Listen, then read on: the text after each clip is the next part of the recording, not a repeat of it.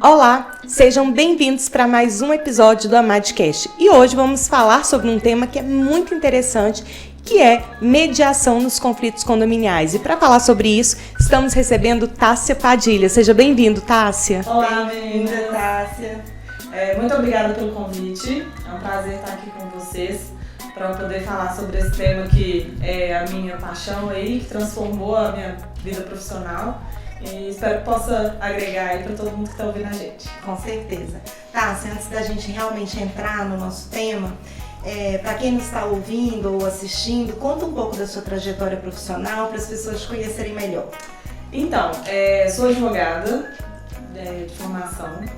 Eu trabalhei a minha vida inteira em escritório de advocacia, desde a época da graduação, de faculdade. Estágio, tudo, nunca fiz estágio em outro lugar, né, órgão público, nada, sempre advocacia. E quando eu me formei, eu me questionei muito sobre como que a advocacia funcionava. Eu falei, gente, é isso mesmo, né, eu vou viver pro resto da minha vida cuidando do problema dos outros e brigando com os outros. E isso me despertou uma curiosidade, assim, de conhecer outras possibilidades dentro do direito. A época era muito recente ainda, mas eu conheci a disciplina de mediação e método de solução de conflitos dentro de uma pós-graduação em direito empresarial. E eu lembro que, à época, na aula, discutindo com o professor mesmo, eu falei com ele assim, professor, isso é coisa de país de primeiro mundo, isso não pega aqui no Brasil, é uma fora da realidade. Trabalho em escritório desde o meu primeiro período de faculdade, isso não vai funcionar. E aí ele falou assim comigo, eu acho que você devia estudar mais. E aquilo me plantou uma semente de assim, gente, será que eu tô tão por fora assim? E aí fui buscar cursos de especialização e tudo mais, e me encantei pela área. Fiz especialização em mediação de conflitos na Universidade de Nova York, aqui no Brasil, no Instituto Luso-Brasileiro de Mediação e outras instituições. E hoje eu sou mediadora judicial e extrajudicial, e também sou professora universitária, inclusive de métodos adequados de solução de conflitos. E você advoga? E eu advogo. E continuo advogando. E eu falo que a mediação ela trouxe uma possibilidade, ela mudou o viés da nossa advocacia. Porque hoje em dia a gente olha para o nosso cliente como buscando soluções. E não com aquela mentalidade de eu vou brigar para alcançar o que você quer, e sim eu vou achar a solução para o seu problema. E eu acho que é muito tênue essa linha, né? Às vezes a gente acha que o melhor caminho é brigar, e às vezes quando você litiga, quando você cria, você acaba criando outros problemas e não resolvendo aquele problema de origem. E para a pessoa que está emocionalmente envolvida ali é muito mais difícil, porque ela não consegue enxergar essas possibilidades. Então o papel do advogado muitas vezes é mostrar que existem outros caminhos. Né? Inclusive naqueles casos, às vezes, que o direito da pessoa tá lá, quase perdido, e você consegue trazer outras soluções. Então isso transformou muito a forma que a gente advoga, de mostrar para o cliente, até por critérios objetivos, as vantagens, porque não adianta eu falo assim, eu sou muito prática, não adianta a gente ficar muito no lúdico, naquela coisa de, o diálogo também. Mas a gente precisa ser prático, até mesmo para convencer o nosso cliente de que aquele caminho é interessante. Então a gente precisa mostrar benefício financeiro, benefício de tempo, benefício de desgaste emocional, benefício de relações, de networking, que talvez um processo judicial, um litígio não vai trazer. E isso traz resultados. Eu brinco que eu faço literalmente um quadro comparativo para os clientes. Eu falo, você tem dois caminhos. O do litígio que é esse, e o de utilizar métodos, né, de solução de conflitos, que é esse. Quais são os prós e os contras? Vai ter cliente que vai falar assim, não, eu prefiro ir pro litígio porque eu preciso ganhar tempo. Porque eu preciso, né, girar meu caixa, eu preciso, enfim. A minha questão é pessoal, a minha questão não é só jurídica, né, só do direito. E a relação de transparência cliente-advogado é isso. A questão a gente precisa ter esse domínio, em primeiro lugar, porque você não consegue mostrar isso para o seu cliente, nem oferecer se você não tem domínio. E segundo, ter essa relação de confiança e de transparência, em que o seu cliente ele vai compreender e vai fazer a escolha dele de forma consciente, porque o que acontece muito é que não é consciente. né? E, assim, muita gente confunde os institutos, né, de arbitragem e mediação. Qual que é explica só para as pessoas contextualizarem essa diferença. Na verdade, assim, são totalmente diferentes, né? Eu falo que a única semelhança que existe, principalmente entre a arbitragem e mediação, é o fato deles serem extrajudiciais e privados. A arbitragem, eu falo que ela é de forma muito analógica para quem não conhece, né, a matéria para compreender, é uma justiça privada. Você paga para ter a sua demanda julgada e analisada por um tribunal privado. E é totalmente diferente da mediação. A arbitragem, ela é heterocompositiva, ou seja, você tem um terceiro que vai decidir pelas partes. A mediação não, a mediação ela é autocompositiva. Ela depende da voluntariedade das partes, ela depende da decisão das partes de tomar acordo, de chegar a um acordo, de chegar a um consenso. Então é completamente diferente. Por que a gente fala muito dos dois juntos? Porque são métodos extrajudiciais e são métodos de solução de conflitos alternativos ao Poder Judiciário. Dentro do nosso contexto judicial brasileiro, jurídico brasileiro, a gente tem a gente sempre enxergou o Poder Judiciário como a única via, né, para a solução dos conflitos. A partir do momento que você fala de outras vias, é como se a gente estivesse falando de métodos opcionais. E aí você fala de mediação, de arbitragem. E aí tem aquela diferença, né, até da super técnica e metodológica e acadêmica, da diferença até de como que você chama os métodos. Você vai ouvir gente falar métodos adequados, você vai ouvir gente falar métodos alternativos, você vai ouvir gente falar métodos consensuais, você vai ouvir gente falar métodos extrajudiciais, querendo falar a mesma coisa. Mas até isso influencia. Por exemplo, se você fala métodos consensuais, você não está falando de arbitragem. Aí você vai falar assim, mas você vai falar assim, não, mas já ouvi falar. Mas é porque, para você levar uma demanda para arbitragem, você precisa estar em consenso, ou antes ou depois, que a escolha da via para a solução daquela questão é a arbitragem. Mas ela não é consensual. A solução da demanda não é consensual. Extrajudicial, a gente pode falar, inclusive, de direito notarial, de cartório. E aí, foge também, um pouco. Então, eu costumo falar que é uma diferença, às vezes, que parece muito acadêmica, muito teórica, mas que faz muita diferença quando você entende. Quando a gente fala, por exemplo, de métodos adequados, a gente fala, olha, você tem todas essas opções. Qualquer uma delas é palpável, você pode recorrer. Mas uma vai ser mais adequada para uma situação do que outra. Quando você fala de alternativa, é como se fosse opcional, um ou outro.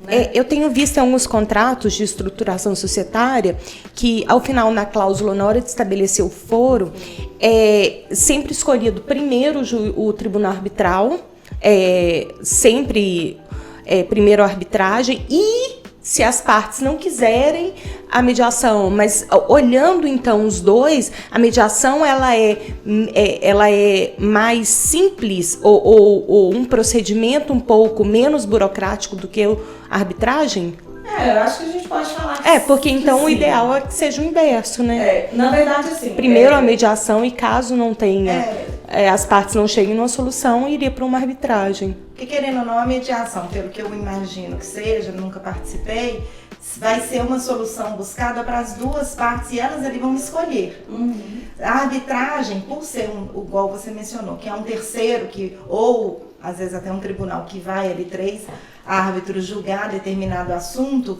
ali de certa forma ele não vai ficar feliz com a decisão, sim. Vai desagradar. E ao meu ver a mediação não, as duas pessoas em tese ficam satisfeitas porque elas buscaram aquela solução. Sim. Então seria como se fosse uma via mais viável ser buscada pelas pessoas, né? Sim. E o custo também, né? Sim, o custo da arbitragem ele é bem mais alto, né? Tanto que a gente vê o mais comum de arbitragem em contratos, né, de grandes empresas, de valores maiores, multinacionais, internacionais. Mas essa questão da cláusula ela é muito interessante, porque até por uma questão legal mesmo, na lei de arbitragem ela traz a previsão de tipos de cláusula que vão prever a arbitragem. E existe um instituto que chama cláusula escalonada, que é justamente você mesclar, não necessariamente a arbitragem e mediação, mas 2 métodos de solução de conflitos. E o mais comum é a arbitragem e a mediação. E aí existe até, né, eu acho que o nosso objetivo aqui não é ficar falando tanto da técnica, mas acaba que influencia, existe a MED-ARB e a ARB-MED.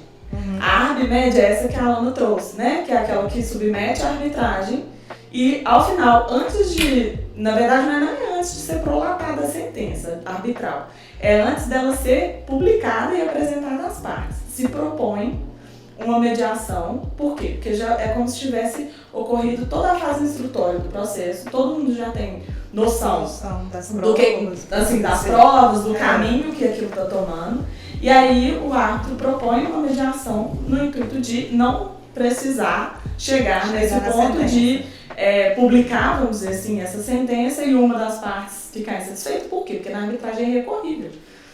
Né? A sentença arbitral, a princípio, a gente sabe que no Brasil, né, gente, as coisas às vezes variam um pouco, né? A gente sempre arruma um jeitinho de questionar, de discutir e tudo mais. Mas, a princípio, a sentença arbitral é recorrível. Em regra, então, né? Em regra, deveria ser, né, pelo menos. Para você questionar uma sentença arbitral, ou você tem que alegar uma nulidade, você tem que ter uma nulidade no procedimento, para poder, e mesmo assim você não vai anular a cláusula que prevê a arbitragem, você vai anular aquela arbitragem para seja instituída outra. Ela continua sendo obrigatória, porque quando você escolhe a arbitragem, você está vinculado. Se num contrato tem a previsão de arbitragem, você necessariamente tem que ter aquela demanda solucionada pela arbitragem. Se você alega uma nulidade, você vai anular aquela arbitragem, mas aí teria que instituir outra. Isso é o que deveria acontecer. Mas aí existe a cláusula ARB-MED, que é essa que a gente está falando. E aí existe a MED-ARB, que é o que eu acho que é mais... faria com que fosse mais viável e faria a maioria das pessoas aderirem. Que é aquela que você submete a uma mediação primeiro, como se fosse a fase conciliatória do processo judicial. Você submete a uma mediação primeiro e após a mediação, caso não se chegue a um acordo, a um consenso, é submetido à arbitragem. E aí eu acho que seria mais viável, né? Porque senão você inverte tudo e vira um... E aí, assim, evita um custo, às vezes, maior, porque a arbitragem, a maioria, o custo é realmente elevado. Sim. As pessoas desmotivam muito justamente por isso. E a mediação, muitas pessoas desconhecem. Sim. Então, acabam indo já para o judiciário. Às vezes é muito comum eles, inclusive, questionarem a própria cláusula arbitral, a gente vê assim, por causa do alto custo. Às vezes a pessoa... Ali foi um contrato de adesão, aderiu, e aí ela prefere ir para o judiciário e discutir essa competência do que, muitas vezes, pagar esses custos, porque na arbitragem você tem que antecipar. E uma questão que acontece muito também é a falta de conhecimento entre a diferença de mediação e conciliação. A maioria das pessoas vai para a mediação achando que ela está indo para uma conciliação. E... mais uma vez, uma coisa não... Assim, claro que eu brinco que é aquela bolinha de matemática. Um contém o outro, mas o outro não contém um. É como se fosse isso, assim. A mediação contém a conciliação, mas a conciliação não contém a mediação. Porque a mediação ela é um procedimento muito mais complexo, muito mais amplo. Tanto que ele tem uma legislação própria. Tem uma regulamentação, tem fases a serem cumpridas. A conciliação ela é pontual, né? Ela é quase que uma fase do processo judicial. Existe conciliação extrajudicial, mas aí também ela é aquela coisa que não vincula, que não obriga, que não necessariamente documenta, e a mediação não, né? A mediação ela tem requisitos a serem cumpridos. E aí essa falta de conhecimento também acaba fazendo com que as pessoas se confundam muito, né? Misturem muito os institutos e não sabem quando usar qual. E aí a gente volta naquela questão da nomenclatura. Se a gente sabe a particularidade de cada um, a gente sabe qual que é mais adequado para qual situação. Não adianta eu querer fazer uma arbitragem numa causa em que o valor da causa é menos significativo. Não faz sentido, vai gerar ônus para a parte, né? E aí eu falo, de quem que é a obrigação de saber isso? É do nosso cliente? Não é. O nosso cliente não vai saber. E outra coisa, a gente tem que passar segurança na hora de transmitir isso, né? Porque se a gente fala isso pro cliente assim, de qualquer jeito, ele vai falar, eu não vou mexer nisso não, vou lá pro judiciário que lá vai resolver. E as coisas, né, talvez não é o melhor caminho. Então a gente tem que ter o conhecimento. E eu falo assim, não é se tornar um advogado, a gente escuta muito hoje falando, advogado colaborativo, advogado conciliador. Isso é importante, mas mais importante do que isso é você entender o interesse do seu cliente e apresentar aquela via que é viável para aquilo que ele quer. Não adianta você ficar lá insistindo para ele fazer um acordo se ele não quer fazer um acordo. Não adianta, ele não tem condição de fazer um acordo, ele não vai conseguir cumprir. Ou não quer abrir mão de determinada coisa e situação. Exatamente. Enfim. Aí realmente não tem. Aí realmente não tem, vai ser perda de tempo, né? Para todo mundo. E querendo ou não, a mediação, por mais que, se a gente for pensar a médio ou longo prazo, o custo é menor, eu falo que muitas vezes a gente tem que tomar cuidado com esse quadro comparativo. Porque o custo da mediação ele é menor pensando no todo. Mas talvez para um indivíduo sozinho, né, para uma pessoa física, ela pode ser mais onerosa se for uma mediação privada, por exemplo. Que ela vai ter que arcar. Né? A gente não fala, por exemplo, de gratuidade de justiça na mediação privada. Se a pessoa vai para uma mediação privada e ela não tem condição de pagar, ela não vai para uma mediação privada. Ou ela vai para o Poder Judiciário, ou ela vai para o Poder Judiciário. Não tem muita... Então eu falo assim, o Instituto ele está cercado de muitas outras questões que vão além do direito. E os discursos que a gente escuta, às vezes é com o intuito de vender uma revolução, mas a gente precisa adequar a nossa realidade. A realidade do nosso país, a realidade do nosso cliente, a realidade do profissional até advogado. Não adianta a gente, né, ficar pregando a paz social e não ser eficiente. Então vamos ser realistas. Como que funciona de fato? Como que vai funcionar? É mais vantajoso? É mais vantajoso. Para quem? Quando? Né? E aí é o que a gente fala muito na questão dos condomínios. A gente fala o seguinte, questão condominial às vezes gera um impacto muito alto para as pessoas envolvidas, para o próprio condomínio, para a valorização daquele imóvel. E aí sim, aí a mediação é o melhor caminho, porque ela garante o sigilo, ela garante a celeridade do procedimento, ela garante soluções criativas, que a gente sabe que no Poder Judiciário talvez você ficaria ali engessado com uma questão. E a gente está falando de convivência, de pessoas que têm experiências, valores, rotinas diferentes que precisam compartilhar espaços. E muitas vezes também no judiciário vai demorar muito tempo até as partes sentarem cara a cara para negociarem e poderem dialogar. Então eu acredito... Ou nem vão conseguir dialogar. Porque dependendo de quem está conduzindo, o profissional acaba, se o juiz não marca a audiência de conciliação, a matéria é toda de direito, vai ter nenhuma audiência, então eles não vão sentar. Se nenhum dos dois advogados tentarem fazer uma conciliação, uma tentativa de acordo extrajudicial ali, isso não vai existir. Aí vai sempre esperar uma sentença. E demorará. Isso me lembrou de um caso bem interessante que a gente tem lá no escritório, e aí na função de advogada mesmo, né? Que eu falo assim, que eu visto e troco o capa. A capa da advogada, a capa da mediadora. E a gente tem que saber separar isso, porque claro que eu não posso ser mediadora e advogada no mesmo caso, mas eu exerço duas funções, assim como eu exerço professor e advogado. Então eu tenho que me despir das questões pessoais e ser técnica profissional. E aí tem um caso lá no escritório que o nosso cliente está com uma demanda com o condomínio, é uma questão até envolvendo uma multa por uma infração, e ele não quer fazer um acordo. E ele já gastou mais com o honorário de advogado. Peraí. Oi. Deixa eu subir. Obrigada. Chegou mais cedo. Só abre que ela vai subir. Aí só pra gente voltar. Começa do caso mesmo. Tem um caso no escritório? Tem um caso lá no escritório que é um cliente nosso que ele está com uma demanda contra o condomínio, que é uma questão de uma multa por uma infração, e ele já gastou mais com o honorário de advogado do que o valor da multa. E ele não quer fazer acordo. Ele não quer fazer acordo porque a questão dele é pessoal com o síndico do condomínio. E ele falou, eu pago o que for pra continuar. É isso E eu posso no final perder, mas eu vou dar dor de cabeça. Eu quero dar dor de cabeça. E aí você vai falar assim, nossa, tá, se você, né, mediadora e tal, você aceita esse cliente no seu escritório, gente, a vontade é do cliente. O meu papel é mostrar pra ele. Prestar serviço. A gente é prestador de serviço. O meu papel é demonstrar.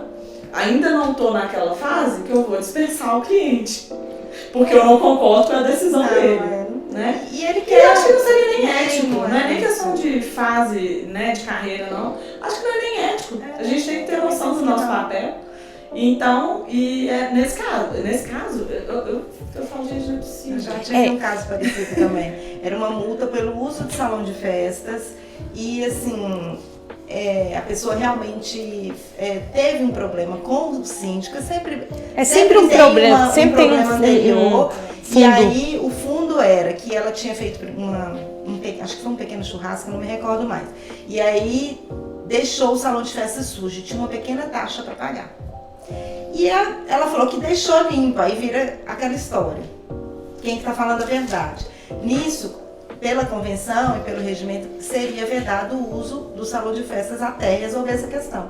A pessoa não resolveu, eles começaram a brigar, enfim, brigou. Não resolveu, ela quis fazer uma outra festa, era uma festa até da filha, de 15 anos. Não pôde e tal, enfim. No final chegou até vias de fato, de tanto que as pessoas vão ali, vai ficando mais acalorada a discussão, a briga, e passa de ser, era uma taxa irrisória, perto do que ela pagou de honorários, e fora o desgaste, porque a demanda existe, demora muitos anos, sendo que era simples, ou ela pagava a questão e não discutia, mas era uma questão que para ela era de moral, honra. né? E aí, assim, cada um age de uma forma. Aí, quando a pessoa realmente tem essa postura, porque tem pessoas que realmente, não, agora eu vou até o fim. E pela nossa experiência... Elas não desistem. E pela nossa experiência de atuação com condomínio, que eu vejo muito, é que pode acontecer até... no desenrolar de toda essa discussão, principalmente aquelas que têm esse fundo emocional, acaba mudando, né? Uma das partes sempre muda.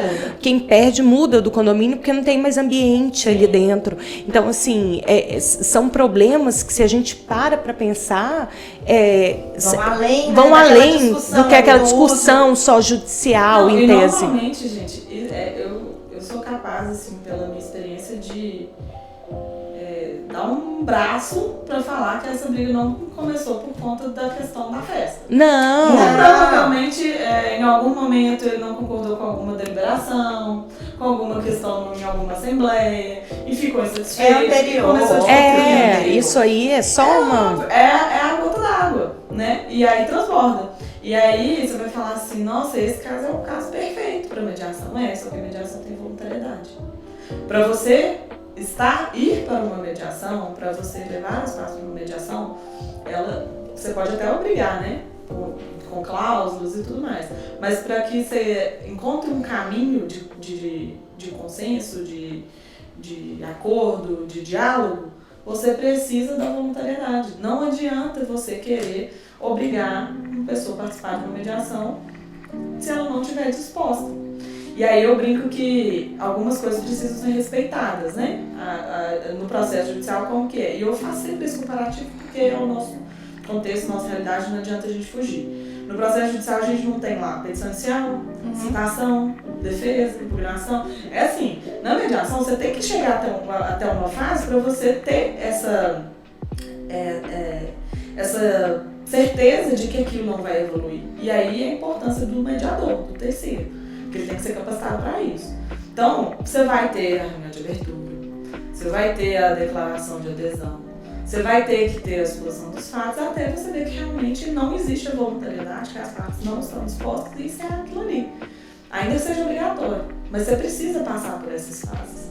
E a gente precisa respeitar, porque senão nunca vai ser eficaz. Né? Porque senão a gente sai colocando aí cláusula de mediação em convenção de condomínio obrigatória, e aí vai piorar. Que aí ninguém vai querer resolver nada mesmo, porque eu tô sendo obrigada a ir lá olhar com a cara daquela pessoa que eu não tô a fim de resolver o problema com ela, E aí piora. É por isso que é muito importante, né, essa conscientização dos advogados condominialistas de entenderem como funciona a mediação, de conscientizarem, discutir isso dentro dos condomínios para realmente orientar as pessoas. Né? E eu acho que isso a gente consegue mudando uma cultura. E aí, às vezes, prever na convenção, mas aí uma pessoa vai morar lá, eu não tive essa escolha. Eu vim morar, a cláusula já estava aí, a convenção já é anterior. Então isso tudo acaba que aí uns podem entender como tá me obrigando a escolher esse procedimento, esse caminho. Não é, eu quero brigar, eu quero ir judicialmente, eu quero ver o juiz falar com ela, porque a pessoa geralmente tem essa veia de querer que o juiz obrigue a alguma coisa, enfim, porque ela acha que tá certa, óbvio. E assim, a gente precisa pensar no seguinte, né, que muitas vezes a gente transfere essa função mesmo. Então a gente fala assim, o síndico vai intermediar. Gente, e nesse caso que a gente acabou de comentar aqui, que o problema com o síndico ele vai intermediar o quê? Ele não tem condições de intermediar. Então a gente precisa enxergar o mediador muitas vezes como um prestador de serviço do condomínio. Por exemplo, estoura um cano, você vai chamar o síndico para trocar? Não, você vai chamar o bombeiro. Tem um problema, né, na parte elétrica do condomínio. O síndico vai lá resolver? Ele pode até ser quem toma a iniciativa, mas não é ele que vai resolver. Quem vai resolver é o eletricista. Então, o mediador ele é um prestador de serviço. E é uma função que ela precisa ser enxergada dessa forma. Não é chegar e falar assim, o advogado do condomínio vai fazer a mediação. O advogado do condomínio, ele tem parcialidade. Né? E ele deve ter parcialidade, a função dele é essa. Ele pode ter habilidades de negociação, ele pode ter técnicas que auxiliam e que vão ser muito bem-vindas. Mas ele não está apto para conduzir. Até porque os dois são clientes dele. Os dois são clientes dele. Então não tem como. E não vai ter validade. Então, assim, a gente precisa, né, começar a enxergar as coisas dessa forma, que é um prestador de serviço, que ele vai ser chamado justamente para auxiliar. E então, quando a gente fala em a utilização da mediação dentro dos condomínios, os advogados terem essa conscientização do papel deles, de trazer essa possibilidade para a mesa, colocar isso, inclusive, dentro das assembleias de condomínio, essa importância, e estar ali sempre trazendo sempre que é necessário a mediação, ela é fundamental. Fundamental. Sem advogado, gente, a mediação não chega em lugar nenhum. Né? Não tem como a mediação e os outros métodos de solução de conflitos terem força se a gente não tiver apoio e principalmente conhecimento dos advogados. Os advogados vão ser os responsáveis por essa transformação. E aí, né, eu falo o seguinte, que a gente que já tem algum tempo de mercado aí, a gente precisa se atualizar. Porque hoje, nas grades curriculares dos cursos de Direito, já existe a disciplina obrigatória. Então, quem vai sair, vamos falar agora, né, hoje, nós estamos em 2022, quem vai formar daqui a 5 anos, vai vir para o mercado com uma mentalidade diferente. E a gente precisa acompanhar isso, senão nós vamos ficar para trás. Eu tive opcional, mediação e arbitragem opcional. E a maioria não faz, né? Eu fiz. Sendo opcional, você vai falar... Vai para uma outra matéria. Hoje em dia já é obrigatório. Então vai vir uma leva de profissionais aí com uma mentalidade diferente. E a gente sabe que o mundo está mudando, né? As pessoas estão... a gente anda muito ansioso, né? A gente quer tudo para ontem. E o Poder Judiciário definitivamente não consegue atender a isso. Então, eu acho até que melhorou muito, viu, gente? Falando assim, só fazendo uma breve... Pela minha experiência agora, eu acho que os processos realmente, os eletrônicos... Sim. Eles estão andando mais rapidamente. Às vezes acontece, é óbvio que depende da vara, mas muitos, às vezes a gente peticionou, minutos depois já deu andamento. Então assim, não está ainda no mundo ideal. Não. Mas a gente tem que ver que realmente, por causa, acho que não sei se foi o home office, enfim, dos servidores, que acabou que muitos processos estão com uma agilidade do que era, comparando o que era antigamente, isso não existia. Mas assim, aí tem... Mas não é como a mediação ainda. E tem duas questões, eu acho, que influenciam muito na questão do judiciário. Primeiro, a sobrecarga. E falo muito isso também. A gente questiona muito a eficiência do Poder Judiciário. porque o judiciário é lento, o judiciário não individualiza as demandas, isso aqui. Tá bom, mas você como advogado, o que você está fazendo? Você está aportando tudo lá? Né? Ou você está exercendo aí, porque o direito independe do judiciário. Sim. E é aquela coisa, acesso à justiça não tem nada a ver com acesso ao judiciário, é só uma via. Então, você como advogado, como você está colaborando para isso? É humanamente impossível, gente. E por mais que a gente saiba, né, que individualmente tem aí as deficiências de magistrados, servidores, etc., da estrutura como um todo, tem naquele relatório do CNJ, né, Justiça em Números, esse não é o mais atualizado, acho meados de 2018, mas é um que me marcou muito, que eu sempre lembro. Que para cada 470 e poucos quilômetros quadrados do Brasil, existiam 8 juízes. Pensa em quanto na densidade populacional de 478 quilômetros quadrados. Vai ser um número considerável de gente. Você ter 8 juízes para julgar é humanamente possível? Né? A gente tem quase 80 milhões de processos em andamento no Poder Judiciário. Isso é viável? É humanamente possível que as pessoas que trabalham lá individualizem cada caso a caso? Não estou isentando também não, né? Não, mas eu acho que a gente tem que pensar. Eu acho que a gente tem que pensar no nosso papel. O que eu estou fazendo para isso? Eu estou fazendo alguma coisa para resolver o problema do meu cliente sem depender de lá? Vai ter coisa que vai ter que falar, não vai ter jeito, mas se a gente puder evitar, a solução vem mais rápido e provavelmente o cliente vai ficar muito mais satisfeito. Exatamente. Do que ficar 10, 15 anos buscando uma decisão que pode ser que desagrade. Exatamente. E aí vem a questão técnica. O judiciário está limitado a questões legais. Ele não consegue trazer possibilidades de solução. Ele é engessado. Na questão de condomínio, isso é muito claro, né? Tem cliente lá no escritório que a gente tinha um problema com relação a um condomínio que tinha, salvo engano, 8 vagas de garagem. E tinha rodízio, porque algumas eram cobertas e outras descobertas. E aí chegou um morador novo, que, né, proprietário de um imóvel, e questionou a questão do rodízio. Falou que não deveria ser assim, porque tinha uma vaga para cada unidade, deveria ser definido. Você que levou isso para a Assembleia. E virou uma briga danada, no final das contas. Se a gente levasse isso para o judiciário, o que ia ser a discussão lá? Direito adquirido. Porque já tinha, sei lá, quantos anos que era assim. Suprécio. O que a gente fez? A gente propôs a mediação para encontrar uma solução. No final das contas, sabe qual foi a solução? Vamos cobrir as vagas, gente. Se cobrir todas as vagas, não vai ter essa briga mais. Porque a briga por conta do rodízio é por causa das vagas cobertas. Chegamos num acordo, vamos determinou um prazo para o condomínio conseguir se capitalizar, fazer um caixa para fazer a cobertura das vagas, resolver o problema. Essa solução em algum momento seria viável dentro do Poder Judiciário? Jamais. Eles vão falar brigando até hoje. Não resolveria.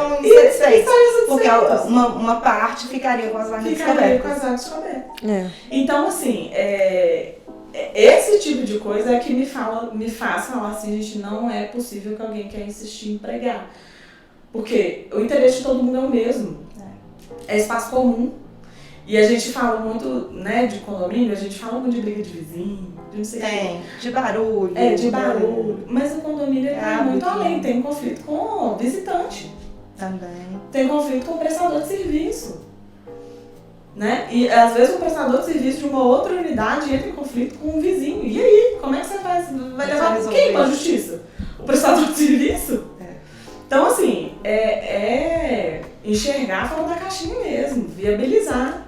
Pensar numa Porque solução. o conflito ele vai existir. Não tem como a gente fugir. Ele vai existir. Então você precisa pensar em saídas. E a mediação ela proporciona isso. Né? Que dentro do judiciário acaba sendo muito mais difícil, muito mais engessado. Às vezes você vai, imagina, um condomínio demandar, um morador de um condomínio demandar contra o prestador de serviço. Então, perigoso até uma legitimidade, dependendo do que for a demanda. Né? Verdade. E dos casos, assim, pela sua experiência, né, voltando assim para a nossa área de condomínio, a maioria é garagem, é a mesma coisa que acontece. Eu acho que o campeão é a briga de vizinho, né? E briga por barulho, ou festa, Barulho, ou hábito, né? Porque às vezes um hábito de um vizinho, de certa forma, incomoda o outro. E aí vai se criando aquela, né, animosidade ali entre os dois, um olhar pro outro, igual você já teve casos também de decoração. Já, Eu lembrei aqui decoração, agora, assim, cabeça, do que é interessante, você vê, um vaso ou um objeto de arte, uma escultura, enfim, pode irritar, porque tá ali, a pessoa não quer olhar para aquilo ali, e é gosto. A campeã aí de questões que envolvem condomínio realmente é a briga de vizinho. Porque é isso, né? São pessoas totalmente diferentes, com rotinas diferentes, valores, experiências, que precisam dividir espaço. Sim. Então é o campeão, sempre é o que tem. Mas também é muito comum com relação ao síndico, né? Porque as pessoas enxergam o síndico como, principalmente quando o síndico Uma pessoa não grata. mas principalmente quando o síndico é morador. Que aí a pessoa enxerga ele como um vizinho, mas ele tem, entre aspas, poder. E aí vira o caos, né? Porque aí vira pessoal. E aí é difícil. Porque a mediação, ela é muito, assim, ela é até muito adequada para quando envolve questões pessoais, porque você entra na esfera emocional, você entra na esfera, né, de relacionamento, de convivência e tudo mais, que no judiciário, em outros métodos, isso não entraria. Mas ao mesmo tempo, a mediação, ela depende da boa vontade. Ela depende daquela pessoa estar disposta.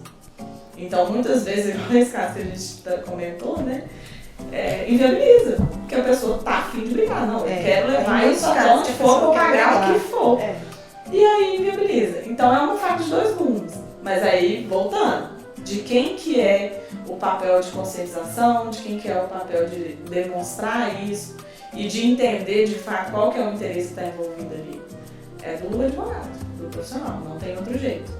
E buscar sempre uma solução. Muitas vezes isso talvez venha até da graduação que antigamente, não agora, porque até a postura e a mentalidade mudou, mas antigamente era sempre de processo, de processar. Então, você pode ver os advogados mais antigos, você vai e passa um caso, tem um conflito, ajuizar a ação. Ele não pensa em uma outra alternativa, porque já está ali condicionado a fazer dessa forma. E como nós, operadores de direito, se a gente pega, ele vem com uma demanda, e você abre a mente dele, por que a gente não busca essa alternativa, essa via? E aí, independente, muitas vezes, é uma conversa, que não precisaria nem de chegar à mediação. Às vezes você consegue, você é o advogado, então não contrate um advogado e aí desenvolver alguma coisa para buscar essa solução. Se a maioria agisse assim, talvez não estaria tão... E muitas vezes, assim, o advogado ele vai ter esse papel de fazer, viabilizar realmente, conscientizar. E no final das contas, o mediador ou o procedimento, ele vem para dar segurança jurídica. E é o que, às vezes, a maioria, né, não entende. Fala assim, eu vou fazer um acordo de boca e não vai ter segurança jurídica nenhuma. Ou então vai ser um contrato e depois a gente vai lá discutir. Não, a mediação, ela proporciona a segurança jurídica, ela te dá um título executivo extrajudicial. E aí você vai me perguntar, mas qual que é a diferença? Eu posso discutir. Se você fizer através da mediação e do mediador profissional, você pode discutir o cumprimento, mas você não discute a validade daquele título. E aí eu falo que é uma das vantagens e é um ponto grato para quem quer trabalhar com mediação. Por quê? Para você alegar uma nulidade de um título executivo extrajudicial feito através de uma mediação com um profissional capacitado, se você for alegar, né, que o profissional induziu a erro ou que ele estava de conluio com uma das partes, etc., você precisa provar. É como se você estivesse alegando uma suspeição de um juiz. De um juiz ou um impedimento. Ele tem responsabilidade civil e criminal. Então não é simplesmente jogar ao vento, né? Esse mediador fez isso de qualquer jeito. E o procedimento é nulo porque o mediador induziu as partes a erro. Estava pendente do lado. Isso é muito sério. Então, a gente tem que tomar essa consciência também. E aí, voltando ao que a gente está falando, repetidamente e cansativamente. Se a gente não conhecer, não vai funcionar. Mas aí é aquela coisa, né? Eu falo muito também. A gente tem mania de... Tudo que vem de fora, né? A gente importa institutos. e usa aqui no Brasil, a gente fala de forma pejorativa, né? Tipo, adoção brasileira, mediação brasileira, como se fosse ruim. E eu falo o seguinte, que se a gente não adequar a nossa realidade, a gente não estaria nem aqui falando disso. Então, o fato da gente ter que adequar a nossa realidade, né? Por exemplo, foi criada a mediação judicial, que lá nos Estados Unidos, onde é o berço da mediação, eles não conseguem entrar na cabeça deles o que é isso, né? Mediação judicial, conciliação. Eles ficam assim, gente, como assim? Mediação é mediação. Eles não conseguem entender essa coisa que a gente criou, né? Mas se a gente não tivesse inserido nesse contexto, eu tenho certeza absoluta que a gente não estaria falando isso aqui hoje. Então a gente precisa sim adequar a nossa realidade, a nossa cultura, aos nossos costumes e tudo mais. A questão é que para isso você precisa desvirtuar. Por que a gente desvirtua? Porque a gente não conhece. Então uma coisa é você adequar, outra coisa é você desconhecer e aplicar de qualquer jeito, né? E aí é isso que a gente tem que evitar e conscientizar os profissionais. Porque só vai ser bom para um advogado se ele aplicar da maneira correta. Se ele não aplicar da maneira correta, realmente não vai ser vantajoso. Aí realmente é melhor ele continuar seguindo a linha aí, né, do litigante, do poder judiciário, que já está acostumado. Nossa, muito bom. Que aula! Só para finalizar, assim, para as pessoas, né, que estão nos escutando, os primeiros passos, assim, quem se interessou pela mediação e gostaria de se tornar um mediador, o que você indica, assim, para a pessoa, para os advogados começarem a atuar? Se é esse o caminho mesmo, qual que é ali o sinal que a pessoa tem que procurar para ver se realmente quer desenvolver e atuar na área? A primeira dica que eu dou assim, é quebrar o paradigma de que mediação é você ser 100% da paz. Uhum. Eu não gosto disso. Talvez até outros profissionais da área que me escutem falando, falam, nossa, tá, sério que você tá falando isso? Mas eu acho que isso traz uma carga, uma responsabilidade muito grande. A gente é profissional, a gente tem que saber a nossa função e entender esse outro lado, mas ser técnico, né? Então, assim, primeira coisa é desmistifica isso. Eu brinco assim, no meu escritório sou eu e a minha irmã, minha sócia. Se a gente for olhar quem é mais colaborativo, sem dúvida é ela.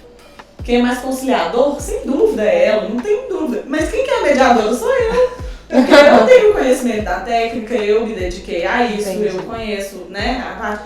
E eu utilizo de forma como uma função, né, e não como um viés. Então a gente tem que quebrar esse paradigma, primeira coisa. Eu recomendo que todo mundo que tenha interesse na área, e aí não é nenhuma indicação doutrinária, nem nada, é uma indicação de virar uma chavinha da forma da gente se comunicar, que eu acho que é uma das coisas mais importantes, que é o livro que me fez abrir a cabeça e enxergar que não só a mediação, mas como o direito, ele pode ser transformado pela forma que a gente se comunica, que é a comunicação não violenta. Não sei se vocês já leram, não li.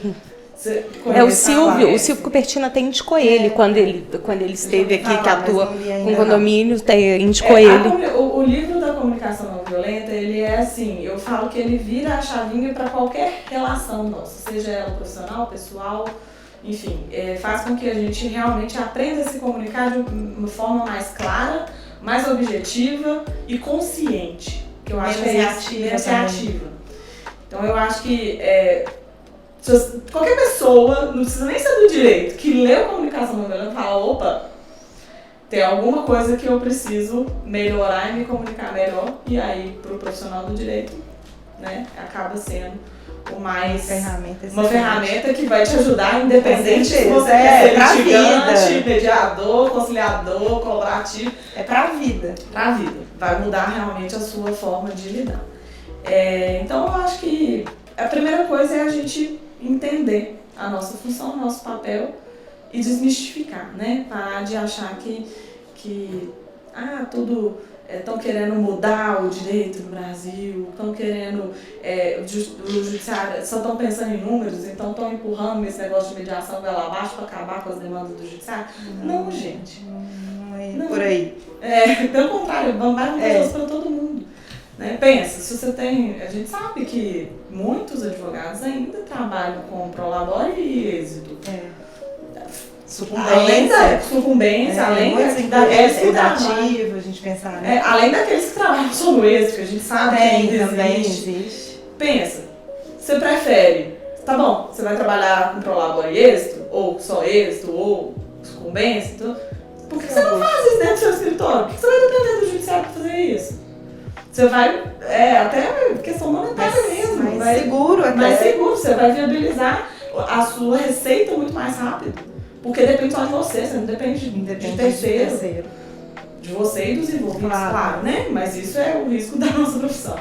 Então, a primeira dica é essa, vamos desmistificar, vamos entender que a gente exerce uma função e que a gente precisa sim ajudar as pessoas a encontrarem soluções criativas e que a gente pode fazer isso independente de um terceiro.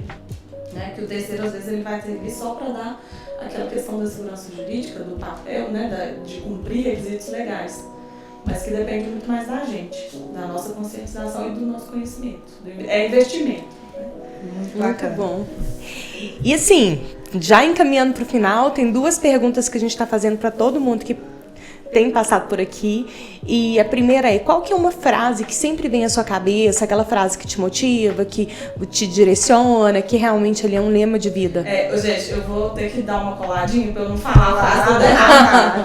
Mas tem uma frase do Einstein que eu acho que representa muito tudo isso que a gente está falando, que você não poderá resolver os problemas que você tem hoje pensando da mesma maneira que você pensava quando o provocou, quando o problema surgiu. E é justamente isso, né? Se quando o problema surgiu, você tinha um comportamento e uma mentalidade, se você continuar pensando e agindo da mesma forma, você não vai sair do lugar. Então, acho que é uma frase que fala, opa, vamos evoluir, né? Vamos mudar aí a nossa forma de comunicar, de conduzir e de auxiliar as pessoas. É mudar o olhar mesmo ali para a situação. Exatamente. E um livro, que pode ser jurídico, pode ser... Não jurídico, um livro que virou uma chave. Que deu uma virada de chave. O Comunicação Não Violenta acabou que eu adiantei. E aí o segundo, que é o padrão de todo mundo que estuda e se dedica à mediação e que não tem como você não falar desse livro quando você fala de mediação, é Como Chegar ao Sim. Esse livro, inclusive, ele traz a experiência, né, mesmo do autor com a mediação numa proporção bem considerável. E aí é muito legal, porque tem os dois. Assim, ele escreveu primeiro Como Chegar... William Ury, tá, gente, o autor. Ele escreveu primeiro o Como Chegar ao Sim, que é contando ele é mediador, contando de uma mediação que ele conduziu e tudo mais. E aí depois que ele traz técnica, enfim, como que funcionou. E aí depois que ele escreveu Como Chegar ao Sim, ele chegou à conclusão de que aquele livro não ia auxiliar as pessoas. Porque antes de chegar ao sim, é o chegar ao sim com o outro, né? Negociação com o outro. Ele percebeu que ele precisava compartilhar com as pessoas que antes de auxiliá-las numa negociação, numa mediação, elas precisavam chegar ao sim com elas mesmas. Porque a primeira negociação que a gente faz é com a gente mesmo. E aí ele escreveu Como Chegar ao Sim com você mesmo. Ah, que legal, esse eu nunca vi. Então são os dois, assim. Acho que esse eu preciso ler, gente. Mas são os 2 livros que desperta também, assim, e ele traz um viés muito prático e técnico mesmo, foge do lúdico, né? Que fala-se muito quando fala de mediação. E aí fala, nossa, isso é execuível, isso realmente acontece em grandes conflitos de grandes proporções. Então, eu recomendo para todo mundo ler, porque aí você fala assim, não, dá pra trabalhar com isso, dá pra viver disso. Muito gente, legal. Adorei. Eu adorei também. Nossa, delícia de papo. Nossa, fluiu. A gente nem percebe. Tá. Nossa, muito bom te receber mais uma vez na MAD, né? Porque a gente já tinha te recebido no outro evento, mas assim, que delícia de podcast. Muito obrigada pelo papo, obrigada pela presença, obrigada pela disponibilidade, assim, nossa, aprendi muito. E a gente que atua com condomínio, né, a gente tem uma vertente sempre muito, tanto eu quanto a Ana, muitos anos de condomínio, e é muito importante a gente ter essa visão, porque eu pelo menos eu, tá? Particularmente, eu tenho uma visão um pouco mais litigante. Já é da característica. Eu adoro omitir. Mas aí eu vou te dar uma boa notícia, Ana. É possível. É possível. Eu te chamei de Alana, perdão. Então, pera. Normal, né? Normal. Já tá virando uma só. Mas, Elisa, vou te dar uma boa notícia. É possível você, com o seu perfil, utilizar e aplicar. Porque eu também não sou, eu falei com vocês, gente, eu não sou a pessoa mais capaz do mundo. Você deu o seu próprio exemplo do escritório. Exatamente. Né? A questão é que a gente conciliadora. precisa enxergar como uma ferramenta e não como um viés, né? Não, com E aí certeza. muda tudo de figura. Muito bom. E eu que agradeço pelo convite mais uma A vez. gente É agradece. sempre um prazer estar com vocês, poder bater esse papo, é sempre muito leve, muito descontraído, né? A gente foge daquele juridiquês, daquele formalismo todo. E esse é o futuro, essa é a nossa tendência, contem sempre comigo e muito obrigada. Muito bom. Obrigada. Pessoal, então é isso. Vamos chegando ao fim de mais um episódio. Hoje foi um papo muito legal sobre mediação nas relações condominiais e todas as semanas, lembrando, todas as semanas a gente tem um novo episódio do Amadcast, sempre às quartas-feiras. Ana? Meio-dia no Spotify e à noite. 20 horas no YouTube. Não é isso? Até mais, Até gente. isso. Até mais e até a próxima.